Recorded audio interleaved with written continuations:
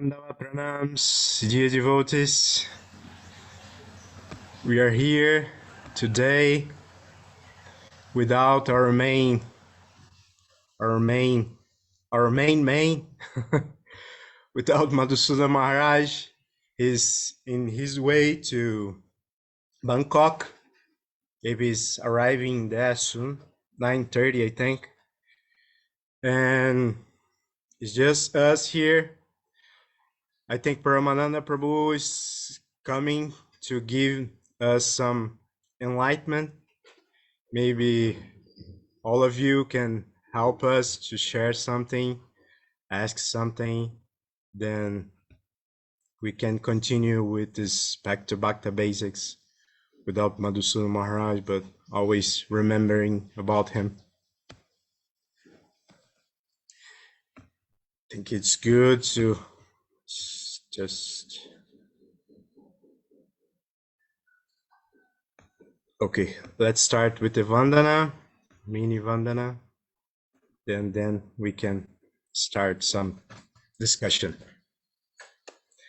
Vandyam Shri Guru Shri Juta Padakamalam Shri Gurum Vaishnavamscha Shri Rupam Sagrajatam Sahagana Ragunatam Vitantam Sajivam Sadvitam Savadutam Parijana Sahitam Krishna Chaitanya Devam Shri Radha Krishna Padam Sahagana Lalita Shri Vishakam Vitanscha Vanchakalpatarubhyascha Kripa Sindhubhya eva cha Patitanam Pavanebhyo Vaishnavebhyo Namo Namaha Namo Mahavadanyaya Krishna Prema Pradayate Krishnaya Krishna Chaitanya Nanmegho Ratvishe Namaha Shri Krishna Chaitanya Prabhu Nityananda Shri Advaita Gadadhara Shri Vashari Gaura Bhakta Vrinda Hare Krishna, Krishna Krishna, Hare Hare, Hare Rama, Rama Rama, Hare Hare.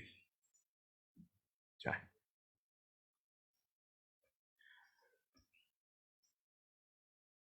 Then we have here our main speaker, Paramananda Prabhu.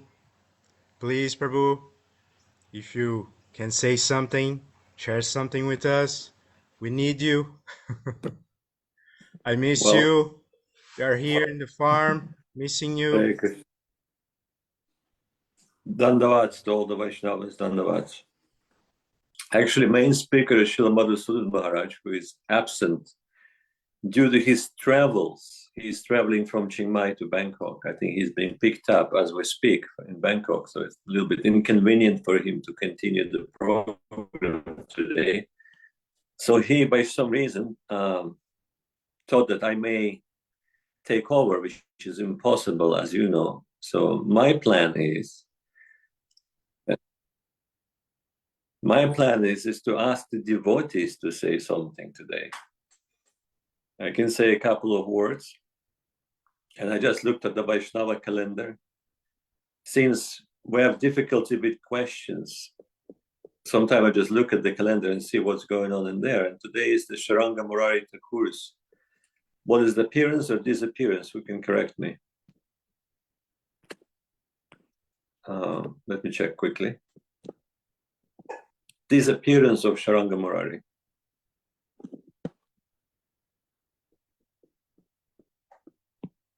Correct? Just to be absolutely sure. Srila Sāraṅga Ṭhākur's disappearance. Yes, correct. And there are many Vaishnavas in Mahaprabhu, in Nityananda Prabhu Lila, that are very, very unusual. Like lots of them are extremely unusual. We have to remember they're not of this world. They're aprakrita. They descended to assist Mahaprabhu and Nityananda Prabhu in their Leelas. So it's not uncommon when they exhibit uncommon for us behavior.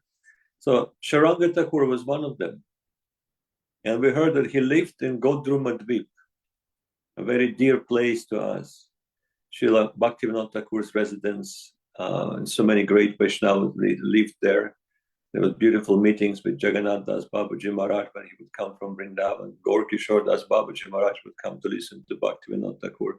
and so many pastimes in the past. So during Mahaprabhu Lila, Sāraṅga Ṭhākur was living there in Godrumadvip. And he was an exalted Vaishnava. And sometime Mahaprabhu would come to visit, because Mahaprabhu would go to Ganges and then he would visit different devotees. And then he would come and say, Sāraṅga, you're such an exalted person. Why are you so stingy? Why are you not sharing your wealth with others? And Sāraṅga Ṭhākur would ask, what do you mean, Prabhu? And he would say, you're a Vaishnava, you're a great devotee of Lord Krishna, but you're not accepting any disciples. You're not giving your mercy. You're keeping it all to yourself. This is not a proper behavior. But being a humble Vaishnava, Sāraṅga Ṭhākur would always answer, no, I'm not qualified. I'm not taking any disciples. So please do not press me. But Mahaprabhu wouldn't give up. Continuously, he would come to see him. And continuously, he would ask, please, you do accept some disciple. You share your wealth. Let that current flow through you to some other's hearts. And we also have to say that Sāraṅga Murari Ṭhākur was very, Sāraṅga Ṭhākur, not Sāraṅga Murari will be a different person actually. So Sāraṅga Ṭhākur was a very uncommon person. Sometime, and it is described by Vrindavan Das Thakur in Chaitanya Bhagavata, that sometime he would jump, he will go into the forest and he will start chasing tigers, not to be imitated. So sometimes people saying, oh, I would like to follow this devotee, or sometimes devotees are imitating some, so-called devotional behavior, they think. So if you want to be a proper, then try that. And I'm not telling you to try that. But you're not going to go into the forest and start chasing tigers, and then you just, jump on the back of the tiger, subdue the tiger, and ride around in the jungle on the back of the tiger. That would be his pastime. Sometimes he would do that. Or sometimes experiencing great ecstasy, he felt so much heat in his body. He would jump into the water and would remain under the water for 2 to 3 days. That's also mentioned by Vrindavan Das Thakur. No scuba, no oxygen tanks, nothing. And apparently it wouldn't do any harm to his body. And then after 2-3 days, he would emerge like if nothing would happen. But all that time he spent under the water. It's a very unusual personality. So that was Sāraṅga Ṭhākur. So after so much insistence from Sri Chaitanya Mahaprabhu, one day, Mahaprabhu came into his courtyard, and then he noticed there's this big bakul tree. And bakul tree is a very auspicious tree.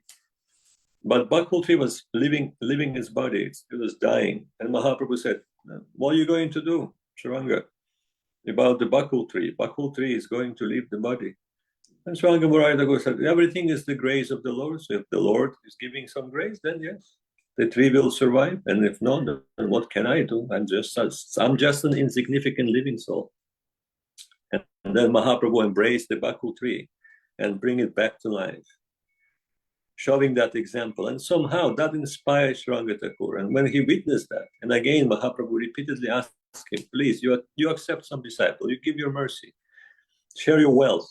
Then he decided, okay, you show me how to do it, I'm going to do it tomorrow. So whoever is going to be, I'm not going to look for the disciple. The first person I meet in the morning, I will accept that person as my disciple, if he is wishing so. And the custom at that time, especially for the residents of Navadvip who would live nearby the Ganges, was to chant the Gayatri mantra. And you enter the Ganges, usually waist deep, not fully, and then you stand in the Ganges and you chant your Gayatri. And then you do some oblations, you offer some prayers to the Ganges, and then you go back to the shore.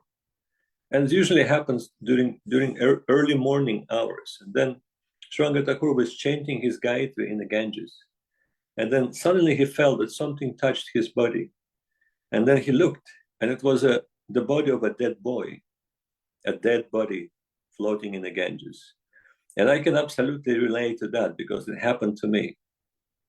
Once I was chanting the Gayatri, and then the same thing happened. It was early in the morning, it was still dark. So it's not uncommon. It's very much common in the Ganges when people, and it is also also mentioned that why the body was not cremated, or sometimes they would burn the body, but not enough firewood, and the body will be half burned. We're seeing all these things in the Ganges in India. But in that case, the boy just received his Brahmin thread. And on that day, upon receiving the Brahmin thread, he was bitten by the snake. And according to the local custom, you're not cremating person who is bitten by the snake. You just gently place the body of that person into the Ganges and let the nature take its course. So this is why the body was intact. And then Sāraṅga Ṭhākur thought, if this is the will of the Lord, he is the first person. Yes, he's a dead person, but he's also the first person I'm seeing in the morning. So he touched his body and said, then you will be my disciple. And the rest is up to the Lord's grace.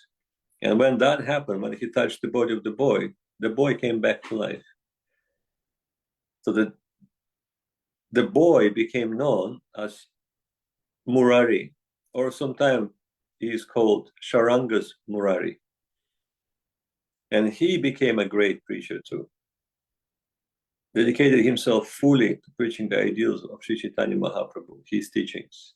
So Sāraṅga Ṭhākur and Sāraṅga's Murari Ṭhākur, two personalities. And he remained the only disciple of Sāraṅga Ṭhākur. So today, Sāraṅga Ṭhākur's Disappearance, one of the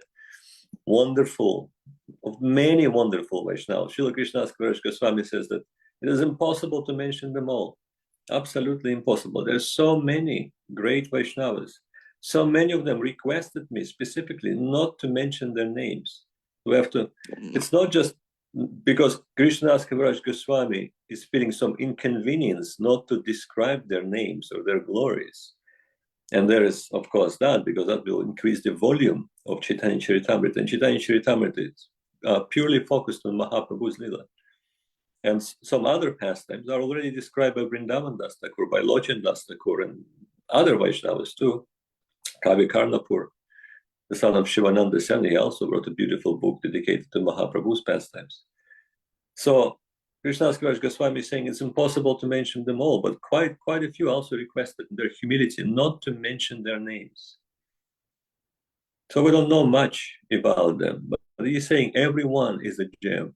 They're all residents of that upper world. So you can imagine how wonderful are their pastimes. So this is a very wonderful example of Sāraṅga Ṭhākur. And we always, when you mention a guru, you always mention his disciple. When you mention a disciple, the first thing you do, you mention his guru. Every time you speak, for example, when we speak about Narottam Das Thakur, we should start from Lokanath Das Goswami. Who was Lokanath Das Goswami? That's where it all starts. So it is a custom, Vaishnava etiquette. We always mention who is that personality who invested so much grace and so much teachings into that person. So Sāraṅga Murari Ṭhākur and Sāraṅga Ṭhākur. So today is his disappearance day. So it's an auspicious start, since there's no questions. Is there any question? And if not, I will pass the microphone. And I know who will be the next speaker already. And that will be our dear Kumkum Didi, who is mercifully present today.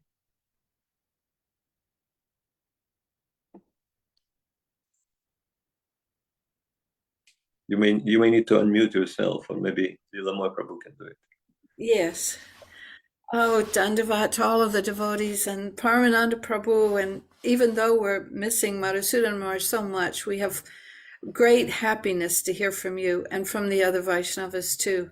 I can say something when I'm asked to speak, or if there's no one else who will speak. Otherwise, I'm such a student, such a beginner. But I'm very, very happy to hear this pastime on this special day. This is our life. This is, we have our regular days, you know, we rise early and we have such beautiful sadhana that we can start the day with, and then whatever else happens in the rest of the day, we have a blessed way to view all of that. And then we have service throughout the day. Hopefully, we have so many responsibilities. Some people must care for families or go to jobs. And then in the evening again. And for me, it's evening here. And I was so much reminded of being at Govinda Farm because I took prasadam at about the same time, 5:30, and then coming to this. So it's very much like being there at the farm and being with the Vaishnavas and remembering all of these incredible insight that we get into reality. Because without that, there's so much suffering in the world right now. We can't even think about it, except in terms of how blessed we are, how much we can be saved by trying to participate in this. So if somebody has a question also, I would greatly appreciate that. You could put it in the chat, or you could unmute yourself and ask me. I did think of one thing that I was reading recently that I'm very happy to relate to everyone. And it reminds me, it's not in the time of Mahaprabhu and Sāraṅga Ṭhākur, but I was reading in Reveal Truth, where Śrīla Gurudev is telling about a question that he asked of Guru Maharaj. And it also reminds me of one time when I got to tag along with Srila Bhakti Siddhar Goswami Maharaj to this place, Uddhav Kyari. And this is the same line. So what the section is about is the expansion and contraction of the holy Dham. So when we were there at Uddhav Kyari, and Goswami Maharaj searched and searched, and he found some actual cowherd boys who whole life, they were cowherd boys, their fathers were, their grandfathers were, and that's where they lived. And so he really wanted to make sure that where we were was the actual place. And there's I believe it was a well. It may have only had a stone wall remaining, but they confirmed, yes. And so he told us the beautiful story when Srimati Radharani comes from Barshana, which you can view up on the hill as you're standing there at the well. And she sends the bumblebee to tell Uddhava to tell, your master is very bad, he's very naughty. And so the question arises, she was 8 years old. How does she come from Barshana so far up there on the hill to come and have this conversation? And the answer is because the Holy Dham is not bound by what we would think of, the kind of calculations and measurements in this world and our restrictions for how far we can walk, especially when we're only 8 years old. And so this section in Revealed Truth is about that. And Gurudev is saying, once when I was a young boy, I went on parikram with Srila Guru Maharaj in Vrindavan Dham. After we visited many different places, we came to Varshana. And there I asked Srila Guru Maharaj, Radharani's father's house is here in Varshana, but her husband, Abhimanu's house, is located 8 kilometers away in Yavat. Externally, Radharani goes to worship Surya every morning with her associates and then comes back to her house to cook and take care of her household work. She also travels to Radha Kund, which is 30 kilometers away, for her play with the sweet absolute. How is this possible for an innocent 14-year-old girl? So she's been at this for quite a while, huh? Where does she get the time and energy necessary for all this traveling? Even if she had a helicopter or a motorcycle, she would hardly have time to travel back and forth every day in this way. So that's actually what Srila Gurudev is saying that he asked Guru Maharaj. Later in my life, I studied a variety of subjects and learned something about ghost theory. If we are sitting in Govardhan and I ask a ghost, what is going on right now in my room in Calcutta. The ghost can answer me from Govardhan very quickly. Your room is now locked and someone is cleaning just outside your door. But if I ask a ghost, can you see if Pavitra Sevan Prabhu is seated here before me? The ghost will say, please wait. Then after some time, the ghost will tell me, yes, I can see Pavitra Sevan Prabhu, Sripad Ashram Maharaj, and Krishna Chandra Prabhu sitting with you. If you ask the ghost, why can you immediately tell me what is going on in Calcutta, but need to ask me to wait before you can tell me who is sitting right in front of me? The ghost will say, I cannot see what is close to me, but I can see things that are very far away and can travel across the earth very quickly. I need to quickly go a little distance away and look before I can tell you who is next to you. This is ghost theory, but ghost theory is not transcendental theory. The devotees in Goloka Vrindavan are not like ghosts. After I asked Srila Guru Maharaj my question about Radharani's service in Vrindavan, he replied, Bhumis Chintamani, the land is made of wish-fulfilling gems. When Radharani thinks, I am going to Radhakund, the earth contracts, and within 5 minutes, she immediately arrives in Radhakund. This is the transcendental quality of Krishna's abode. It can expand and contract according to Krishna's desire and the service of his devotees.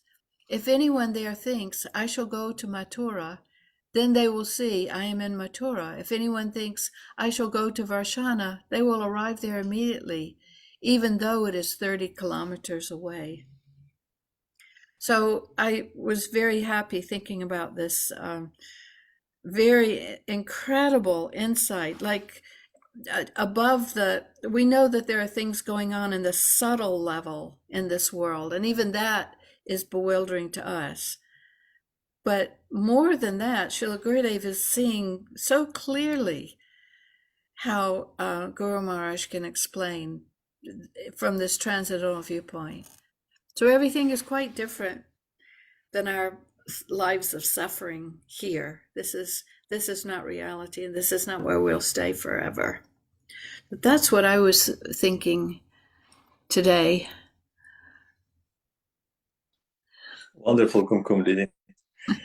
That's actually an interesting subject, because I was also thinking about it, and that's where I found my answer. Srila Govinda Maharaj answered that. Because when we're going on Brajamandal Parikramas, and it takes about 1 month to circumambulate all the places, 1 month of continuous walking. Mm. And it's not just you walk for 2-3 hours, you walk 5, 6, 7 hours a day. And of course, you sit down, you talk, you visit different places, you pay obeisances, you have lunch, you have breakfast, you have dinner. You have to camp somewhere, but 1 month. And you barely make it during 1 month. You have to really hurry up. And I thought, how is that possible? Because, when you start looking at all these holy places and remembering Krishna's Lila, Radharani goes there, Krishna goes there, the Sakhis and Sakhas, they're all like interacting all the time. And it's like 30 kilometers there, 20 kilometers here, 50 kilometers there. It's just unbelievable. And yes, perfect. And one Srila Govinda Maharaj also give example of the holy dam shaped like a lotus flower. And it's for us to understand. It's not, it can be absolutely anything. The holy dam, that chinmoy substance, can take absolutely any form for the sake of the seva. Mm-hmm. But for us was giving this example of the lotus flower, with the petals representing different places, different forests of Vrindavan in this case. So sometimes it contracts, it closes, and then everything becomes very close to each other. And then it expands, opens up, and then the distance is back in place. And also we hear from Srila Guru Maharaj how time and space, they're serving to Krishna Lila. They're not there independently. They're not having their own independent will. Like here, we're the subject of that. We cannot stop the time. Mm-hmm. Like we always wish, I wish I stayed young all the time, or I want time go back so I would do things differently because I was so stupid then, and now I'm a little bit smarter. I would have done it in a different way, and I was so much regretting it. So I'm always having this issue actually, but there's nothing we can do. But in Krishna Lila, in Krishna's abode, the time is there to serve. It can go forth, it can rewind, but it will only act when Krishna is wishing to accept that service, when there is a necessity of service. So space, the similar way, the different law applies there, not the same as in this world. So when Krishna descends into this world, you may say, well, but Krishna is coming here. But he is Krishna, he is the source, he's Aham Sarvasya Prabhava Matak Sarvam Pravartati. Everything is coming from him. So the whole spiritual world also comes down and fully manifested by his potency in this plane. So the law is still the same. For those who are entered that world, entered that reality, because you may say, well, we're also in Vrindavan. How is that, space does not contract for us? We have to walk and really sometimes it's a long walk. And I just want to remind you, when I speak about Brajamandal Parikrama, we're not talking about buses, rickshaws, or anything like that. You have to walk. It's a walking, that's why it's called Parikrama, not anything else. Yeah. Or sometimes it's called Padayatra, means you're using your pada, your feet. And we only got 2, not even 4. The dogs would probably be the 4-legged ones. They will probably make it faster than 2-legged ones, but we only have 2. Yeah. So it takes some time. But for us, it does not contract. But there are some pastimes, some descriptions of the Leela of Rupa and Sanatan, other great Vaishnavas. And for them, it would do the same. You may notice, when you look carefully at the description of their pastimes, you'll notice, how is that possible? Sanatana Goswami is here, Rupa Goswami is there. That's like miles away. And he's there like in, a very short period of time.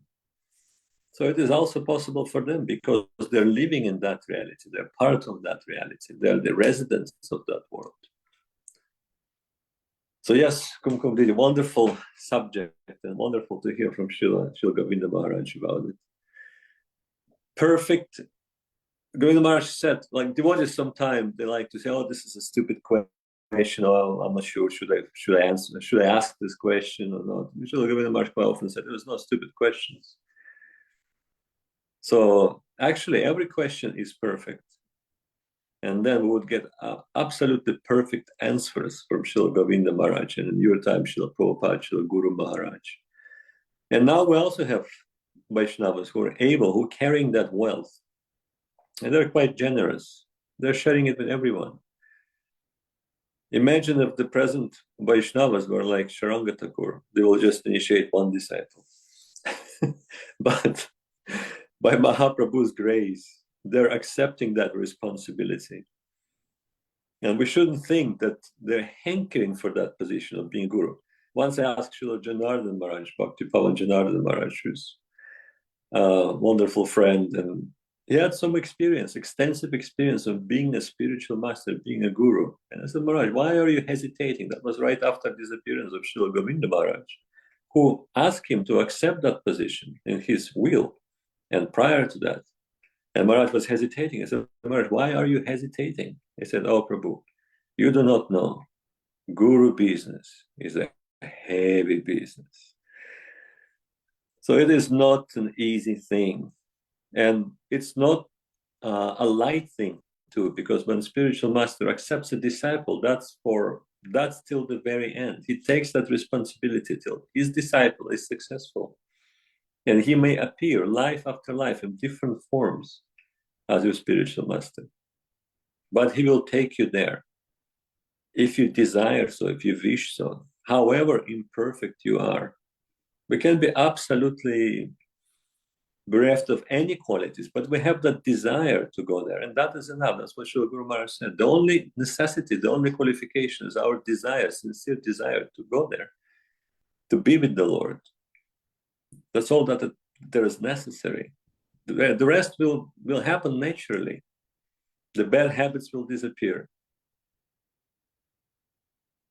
Śrīla Govinda Maharaj, if you stay loyal and chaste to me, then everything else will go away one day. And then one day you will open your eyes and you're there. Like Śrīla Guru Maharaj, when he starts his book,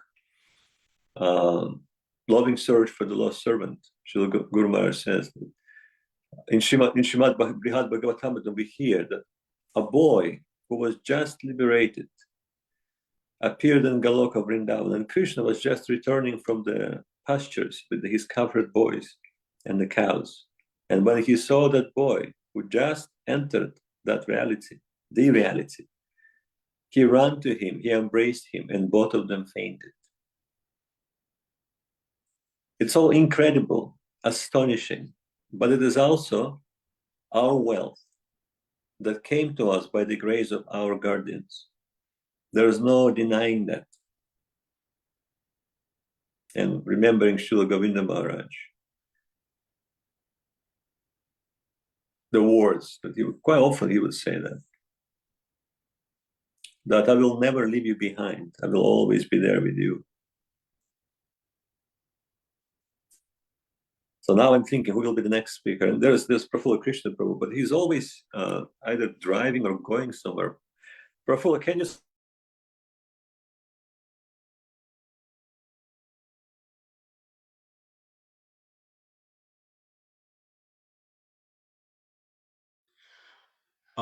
He was going to say something about Prafula Prabhu, and he lost his connection. Okay, this is instant karma, Prabhu. Well, he's an old friend and also a very dear disciple of Srila Govinda Maharaj. So I wanted to hear from him, but yes, I guess It's almost midnight over there. Maybe he's doing something. Yes. Yeah. The people usually do something around midnight in Brazil. That's yes. The most busy part of the day, the midnight.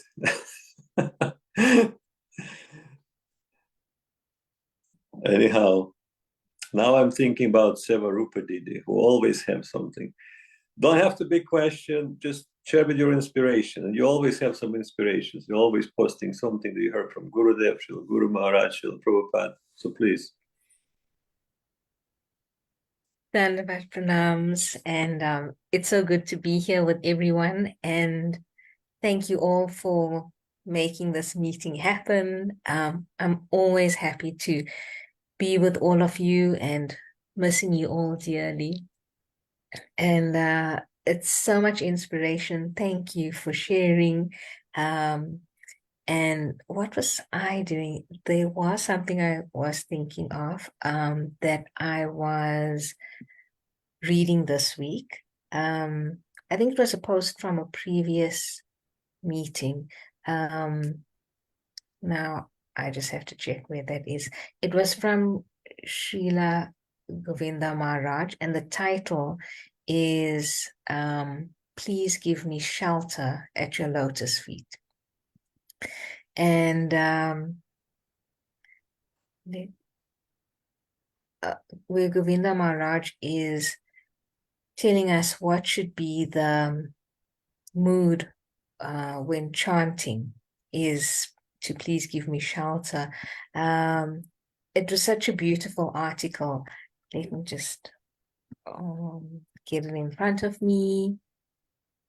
Okay, so it is, it's actually an excerpt from Govinda Maharaj's darshan at the St. Petersburg Temple in Russia, and this was on the 4th of October in 2006. And a devotee did ask Maharaj, what should be our mood when we're chanting the Maha Mantra? And where Govinda Maharaj is saying, like, at present we don't think about anything, only pray to the Maha Mantra to please give me shelter at your lotus feet. And Govinda Maharaj says here that, you know, we don't, when the transcendental connection will come to me, it will reveal what is my service for the divine couple and what will be my position for the service of Krishna. That will be revealed automatically to me, an attachment and mood of service. Everything will increase for the service to Krishna.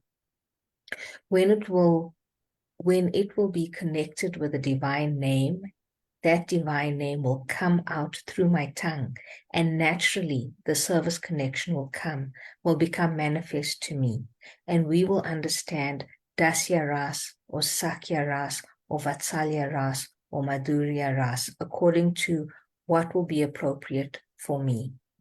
So that was very inspiring to me this week, about just what should be about the mood to take while chanting. So that's a small share I can give, as well as the homework Maharaj said that we should look at, and that was I think Jivana Didi last week had said about God overhead. It was on what is this? YouTube. There was a post. I don't know if anybody saw that post, but I think it was the latest one by Chinmoy Dev had posted, heart within and God overhead. Maybe I'll put it in the chat. I'll find it and put it in the chat. So that was a very good, nice post that I kept trying to watch so that it could sink in about how the environment is.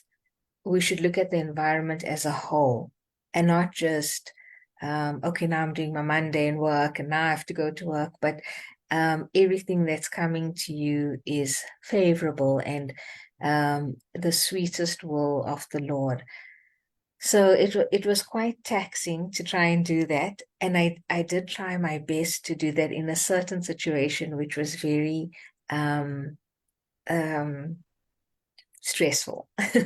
I could say that it was between a family member and myself, and we were just not seeing eye to eye, and it blew out of proportion. And I just kept thinking of this talk, and I just kept saying, okay, so the environment is good, and also with all our exposure at Govinda Farm with all the exalted devotees, and how is this coming to teach me, and what can I do in this? And without saying anything, I just kept like meditating on that. And by the time I confronted my family member, it was just like calm and it was fine, and there wasn't an explosion. But so it really, really works. It's like to work on myself to see what do I need to bring to the situation. And if I was this way in my past lives to someone else,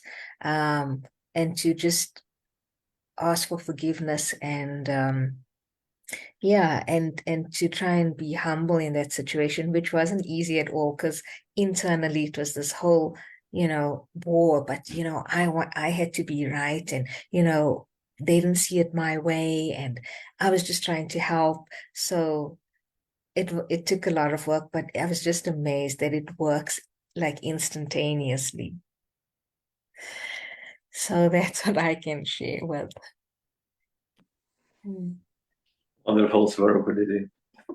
It reminded me also what Kumkum Didi was saying, because she was mentioning Uddhavakari, and that's very near from Lalita Bari, the house of Lalita Devi.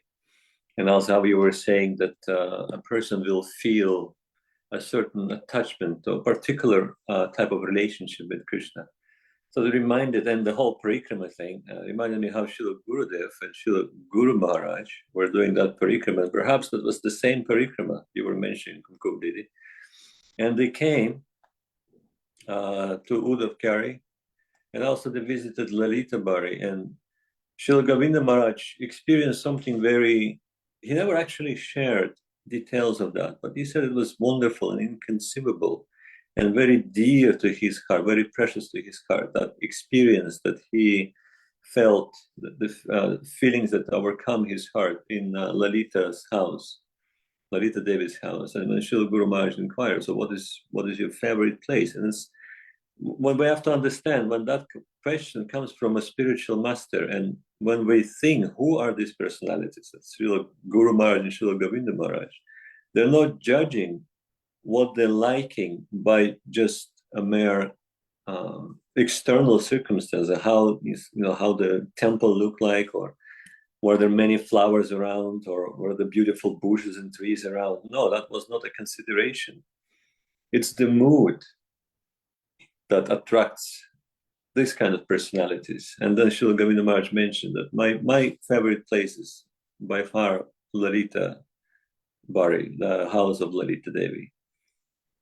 And then he confessed that something came to him and to his heart. And later on, he will be saying that kind of feelings have to be locked in a locker or a treasure chest of your heart, and not to be exposed to anyone and everyone. Keep it like your treasure. That's what he would say quite often when devotees would come and share some realizations, some revelations to him. He said, if it is a real thing, then you keep it to yourself. And in time, the more realization will come from that. So he felt that, and to that degree, to a degree that he wouldn't even go there in the future, because Govinda Maharaj would come sometimes to Vrindavan with the devotees, and devotees would go on parikrama, and they will invite Govinda Maharaj, oh please Govinda Maharaj, you come to this place, Uddhavacari's favorite place of Guru Maharaj, and Lalita Bari is nearby, Varshana is nearby, you please come with us. And Gurudev would gently and softly refuse that. And then when he was pressed, I forgot who was pressing him with the answers, he said that what I experienced that day in that place with Śrīla Guru Maharaj is so inconceivable, so wonderful, that I am afraid that if I go there one more time, I will not experience that. So I want to keep that, and I want to treasure it in my heart forever. So that one visit was more than enough for me. And it also tells you about something. I mean, we should be careful there too, but it tells you something about the mood of Śrīla Govinda Maharaj. And we know that Lalita Sakhi, she is the chieftain of servitors group. And who is serving under her, directly under her, Śrīla Rupa Manjari, Śrī Rupa Manjari, Śrīla Rupa Goswami, and all the associates in his camp. So that was also a wonderful indication given by Śrīla, actually revealed by Śrīla Guru Maharaj and Śrīla Govinda Maharaj. Anyhow, some wonderful memories. And also we had many visits there with Śrīla Bhaktisiddhanta Goswami Maharaj, Śrīla Bhaktiraja Madhusudan Maharaj, and so many exalted devotees. I remember them very clearly. In fact, if I close my eyes, I will remember every part of those places. Lalita Bari, Uddhavacari. We wouldn't go to Varshana, actually. We'll skip the Varshana, but we'll pay our obeisances from Lalita Bari to Radharani's place in Varshana because of a certain situation with the pujaris and priests over there. A little greedy, but always keeping a respectful distance. So we shouldn't judge the residents of the Dham. And in fact, if we would have gone there, then we will have some effect from there. So we will think, oh, these are so greedy, they're so misbehaving, they're pushy, they're angry. So we will commit offense by just thinking something similar in our minds about the residents of the Dham. And we do not know their position. We do not know how is that they are here. How is that they're serving these places?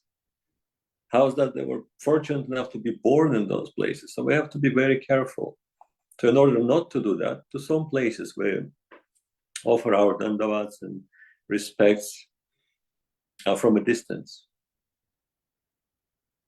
And sometimes logistics too. Because as you know, Dham does not contract for us. So it's long bus rides and long walks and lots of arrangement of prasadam. Devotees are very attached to seva in general. But one seva they're attached the most to, and that is prasad seva. So that cannot be skipped. And that was a little bit challenging during our visits to Vrindavan, during our Vrindavan parikrama. So we had to go back to the temple. So we had on a certain time on the road to visit different places. And we would go to places, generally we will go to places that are dear to Śrīla Guru Maharaj and that are dear to Śrīla Govinda Maharaj. those places would attract us. And we will hear not only about what happened there during Krishna's pastimes, but also about Guru Maharaj and Śrīla Govinda Maharaj's Leela and what they would tell us about these places. So it's always one of the main considerations when we go to a holy dham. We're not touring. We're not sightseeing. We're not the tourists. And trust me, I did a lot of that. So-called spiritual tourism.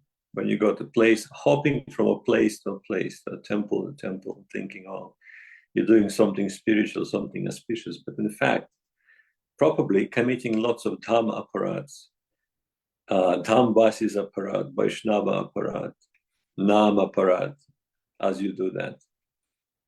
Always when you're in a holy dham, stay under the shelter of a qualified Vaishnava. That's the main rule. Never go there alone. Never go there without blessings. You must receive the blessings first. Or a higher Vaishnava, a spiritual master, may express his desire for you to go. And that also reminds us about Śrīla Govinda Maharaj. When he was asked by Śrīla Guru Maharaj, have you visited the Gauridasa's Pandit, Nityananda and Mahaprabhu's deity? And at that time, Śrīla Govinda Maharaj was going nearby quite often because of some situation in the mat. And then Śrīla Govinda Maharaj said, no, Guru Maharaj, I did not. And the Guru Maharaj was surprised, but you being in that area so many times recently and you haven't gone to the temple? I said, no, of course not. You did not tell me to go. Then why would I go? And what will I see there? Without your blessings, it is useless. And I have no desire to do so. Sometimes devotees would come to Śrīla Gurudev, and I witnessed it several times. Lucky that I witnessed it, so I avoided the same mistake. And they would come to Śrīla Govinda Maharaj and say, Govinda Maharaj, please, you give us your blessings. We're going to Vrindavan to visit the holy places there. And Śrīla Govinda Maharaj would just ask, have you purchased your ticket? And they'll say, yes, it's all arranged. Then why do you need my blessings? For what? They already decided they're going without even consulting Śrīla Govinda Maharaj, getting his blessings prior to purchasing the ticket. They already have their tickets in their pocket. So that wasn't pleased Śrīla Gurudev so much. So I learned that. And sometime I needed to go to Jaipur. And we know that Jaipur is the place where there are the deities of Śrīla Rupa Goswami, Radha Govinda, Śrīla Madhu Pandit, Radha Gopinath, Jiva Goswami's Radha Damodar, Lokanath Das Goswami's Radha Vinod, Jayadev Goswami's Radha Madhava, and so many other deities are there, taking shelter because of the Muslim invasion of Vrindavan during those times. So they're still there, and devotees often go there to see the temples, to go and hope for a darshan of the deities. So Govinda Maharaj asked me this question, and at first I couldn't understand, why is he asking me that? So Govinda Maharaj, I need to go to Jaipur. And he asked me, Prabhu, why are you going there? And I was thinking, okay, I have some work there, I said. And I had some work there. I needed to buy something there for our business. He said, oh, you're going for business? I said, yes. Then you go, Prabhu. Then, yes, you have my blessings. And then I asked him, Śrīla Govinda Maharaj, and I told him actually, Śrīla Govinda Maharaj, I did not purchase my ticket yet, just in case you're not going to give your blessings. He said, yeah, that's good, Prabhu. Now you can purchase your tickets. You have my blessings. And for many years, when I would go to Jaipur, leaving Śrīla Govinda Maharaj's association, I wouldn't go to the temples. And I thought, I'm not getting any blessings to go to the temples alone. But one day, Śrīla Govinda Maharaj asked me if I visited Govindaji in Jaipur. I said, no, Govinda Maharaj, I did not. I said, next time you go there, you must go there. In fact, he said, every time you go to Jaipur, you must visit Sri Govindaji. He is the Lord of the city. And since that moment, I've been going there. And the first thing I would do, as soon as I arrive, I will go for evening darshan.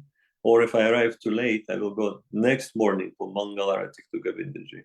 And that is also a beautiful experience, amazing experience for those who've seen Govindaji temple in Jaipur. And that was a different story.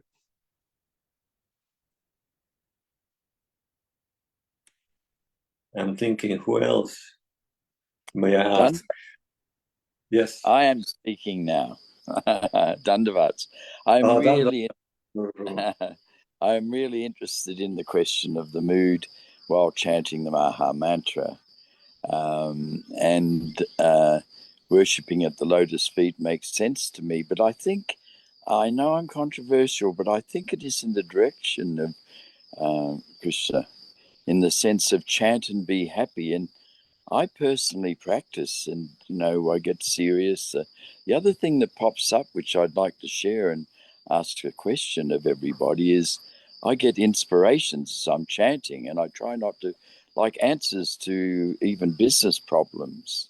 It comes to me like a direction, and I try not to focus on it. It will pop up just like in the old traditional meditation. So that's one question I have of everybody, or even of yourself, or is this part of Krishna consciousness? It sort of came up before in the mood of all answers are given while chanting the mantra. But what I want to share with everyone, and I would like next time for somebody to report back to me. So I'm chanting with seriousness, but when I put a smile on my face, I actually get ecstatic body tremors. It's enjoyable, and it's something that I haven't got from any other meditation. But it only seems to happen when I put a smile on my face, and I'm sure the real direction is there. Chant and be happy, not as many think. Chant and become happy. I really do believe it's chant and be happy while you're chanting. Now, this is my own personal view, but when I experiment, I go off into ecstatic tremors, ecstatic body tremors. So I'd like to share that with everybody and get feedback either now or next time we meet. Hare Krishna. Prabhu. Well, I do agree. The only result of chanting must be the happiness, and the true happiness. So that is a fact. But also we hear the different, there's so many different moods that can be included into that, but we also hear that while chanting the holy name, the natural effect of the holy name is extreme happiness, paramanandam actually, anandam, joy. That's what a sincere person, while chanting sincerely in faith, would experience. This is why Srila Prabhupada would often say, chant Hare Krishna and be happy. We hear it so many times, and then others would repeat the same thing after him. But it is also a certain mood of surrender, Shāraṅgati, that we're trying to implement in our life.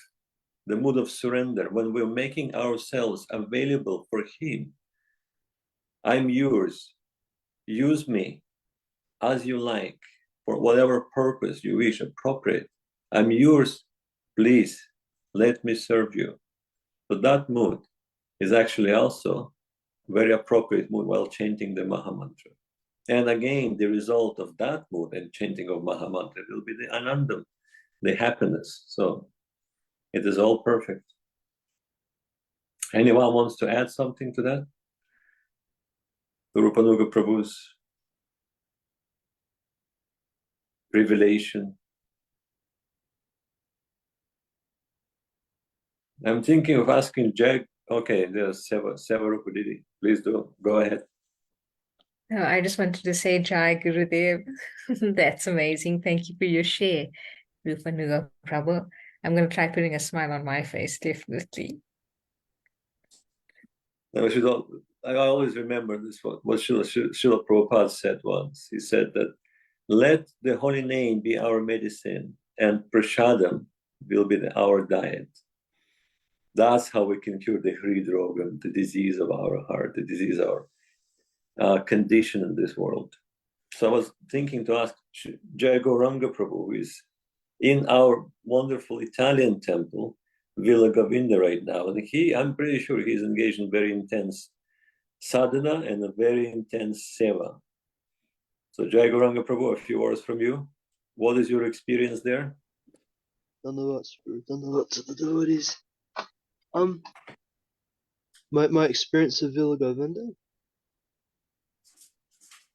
or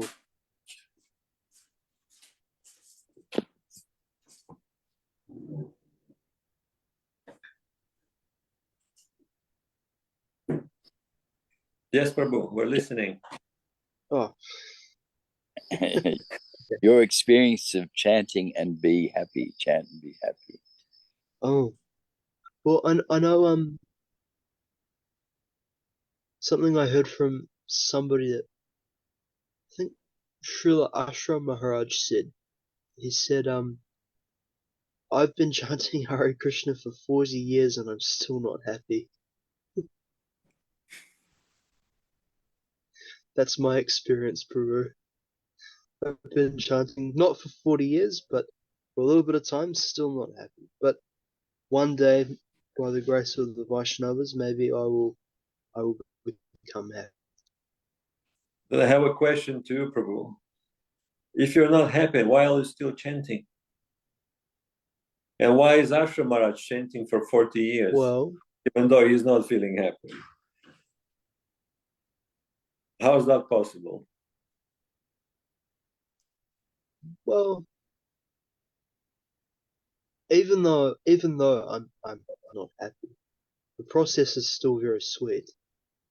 You know, it's still a very sweet process, and the devotees are very sweet and very merciful, and they, for some reason, put up with me and my nonsense. Remind me one story, perhaps with Srila Guru Maharaj or Srila Saraswati Ṭhākur. One may correct me. When two disciples came to him, I think it was Saraswati Ṭhākur, and they not complained, but they were disappointed with a lack of progress on their side. And they said, "Oh Maharaj, we're trying to do so many things. We're trying to follow the sadhana, chanting the holy name, listening to the shastras, having association with such an exalted saints, but alas, there is no changes in our heart." And then Saraswati Thakur said, "Well, then stop chanting, stop associating, stop taking prasadam." They said, no, Prabhu, that is impossible. Then the whole thing will just become absolutely senseless. And then Saraswati Thakur said, then you must have some attachment to the process. Then you must have acquired some taste for that. But Vaishnavas are very humble. No one will say, "Oh, I'm so overwhelmed with joy and I'm feeling so much happiness 24/7 for the 40 years as I chant the holy name." No, like Srila Govinda Maharaj said, if something comes to us, we will hide it in that treasure chest of our heart. And we may share it in a small company when we feel confident to share it, and when the person is ready to accept our revelation. So again, back to the principles of Dadati Pratigrihna Gukhyamabhyati Prichati. Srila Rupa Goswami, the loving exchange between the devotees, 6 types of loving exchanges, revealing your heart and accepting that revelation, reciprocating with that. So yes, it's a sign of humility and Vaishnavata. But no one will do something for 40 years if they don't feel happy about it. Trust me. Even for a year, it's difficult to do. If you're not happy, you're not going to do it for even, for myself, I can tell you. I wouldn't do it even for a day if I'm not feeling happiness and satisfaction in my heart.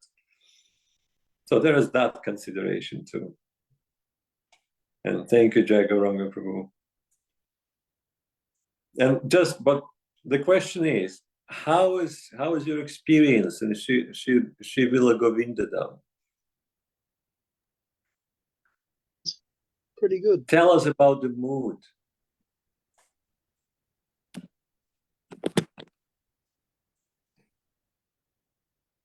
Pretty good. The devotees here are really amazing. That's all? Pretty good. And Gopinath is very sweet. Gandharvika Gopinath. Yeah. And their devotees? Also very sweet. very sweet. It's very inspiring to be around devotees that are they're very dedicated to Gurudev, to Guru Maharaj. It's very inspiring. I feel very honoured and fortunate to be in their association. Jai. Wonderful news. And if Krishna is merciful to me, then I will be joining you soon.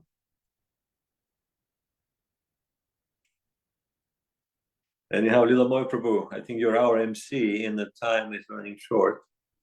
Shall we conclude? Yes, Prabhu, right on time. Really happy. Thank you very much. It was so beautiful, so nourishing. Always hear you, always hearing Kumkum Didi. It's so special. In honor of dear Madhusudan Maharaj. Then, all glories to him. Jai Srila Bhaktiranjan Madhusudan Maharaj ki Jai. Jai Srila Bhakti Sundar Govinda Dev Goswami Maharaj ki Jai. Jai Srila Bhakti Rakshida Dev Goswami Maharaj ki Jai. Shri Rupa Nuga Gurvaga ki Jai. All assembled devotees ki Jai. Back to Bhakta Basics ki Jai. Ita agora Pramanande Haribo. Jai Paramananda Prabhu ki Jai. One last thing I Kumkum want to Devidasi say. ki Jai. Lilamoy. What? Once I went with Srila Govinda Maharaj in Bangkok. And Govinda Maharaj was very happy. And I asked him, Gurudev, are you happy here? He said, yes, Prabhu, I'm very happy here. And then he paused and then he said, but I'm missing one person, one good friend of mine. Would be very nice if he would have come. And I said, Govinda Maharaj, then tell us, we will fly this friend of yours. And he said, I'm missing Ashram Maharaj. I'm really missing his presence here. Somehow it didn't work out. Ashram Maharaj was busy with several engagements in Mexico at that time, and Srila Govinda Maharaj was about to go on his world tour from Thailand. So we couldn't arrange that. But that reminded me that even though we're having a wonderful gathering with the Vaishnavas, practically our family members here right now, and it's a happy occasion, still I'm feeling some separation. And I'm really missing Praneshwari Didi, who is the heart and soul of BBBC. Her presence are missed. Yes, completely true. Yes. And I She's hope our she will be mother, back. taking care of us. Yes, all the time. Anyhow, and there are some messages. Let me read the messages before we finish. Yeah, we have a question from Nartam Prabhu. I will copy, and the next BBBC we can, not we, Okay, let's read maybe the question Madhusudan so we Maharaj know. can answer. How does one take of oneself as well as perform devotional service all the same time or simultaneously?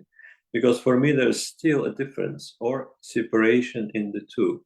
How does one take care of oneself, okay, and perform devotional service at the same time? It's a wonderful question, Ratam Nitai Prabhu. So Srila Madhusudan Maharaj will be answering this question in the beginning of our next BBBC on Thursday, correct? Yes. All Thursday. right.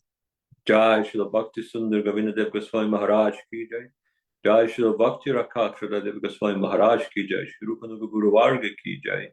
Shri Harinam Sankirtan ki jai. Srila Haridas Ṭhākur ki jai. Srila Bhakti Rajan Madhusudan ki jai. And Srila, well, Shrimati Kumkum Didi ki jai. Not Śrīla, Shrimati Kumkum Didi ki jai. And all the wonderful Vaishnavas assembled today ki jai. Ṭhākur Premanandi Hari Hari Bol. Dandavad, Dandavad. Jai Paramananda Prabhu ki jai. Yeah. Thank you, everyone. See you Thursday. Haribo.